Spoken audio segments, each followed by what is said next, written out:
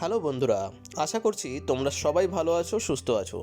আজ আমরা দেখব কিভাবে আমরা কোনো রকম পেন্সিল ইউজ না করে অয়েল প্যাস্টেলের দ্বারা যে কোনো ধরনের সিনারি আমরা করতে পারি। সেই সঙ্গে এই ভিডিওটি তাদের জন্য অনেক বেশি গুরুত্বপূর্ণ যারা নিজেরা মন থেকে ছবি আঁকতে চাও।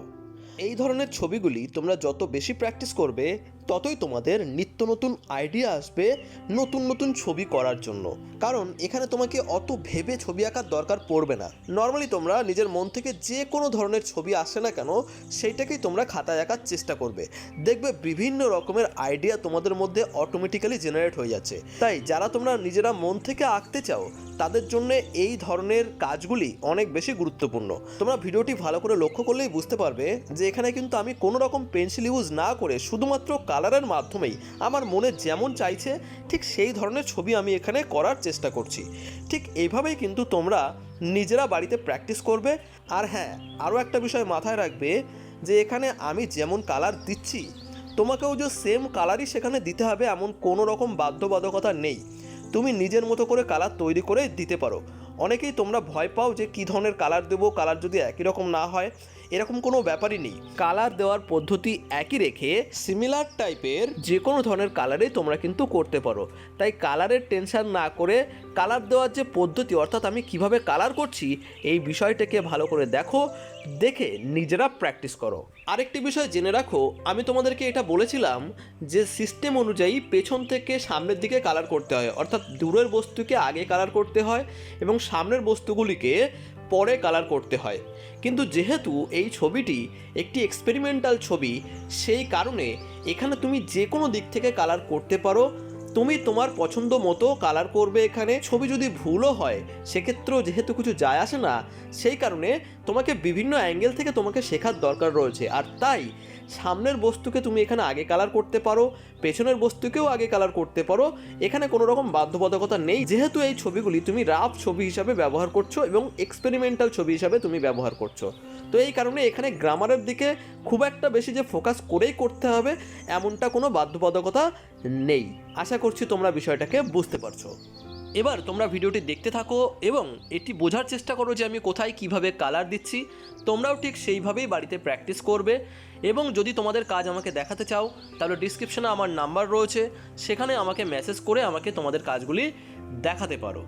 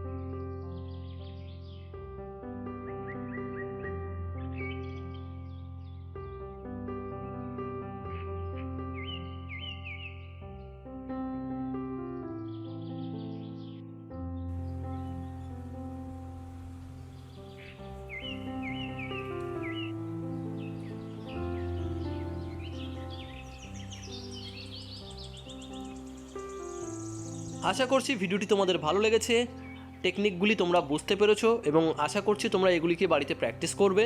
তো আজ এই পর্যন্তই, দেখা হচ্ছে পরবর্তী ভিডিওতে। ততক্ষণের জন্য সবাই ভালো থেকো, সুস্থ থেকো, বাই।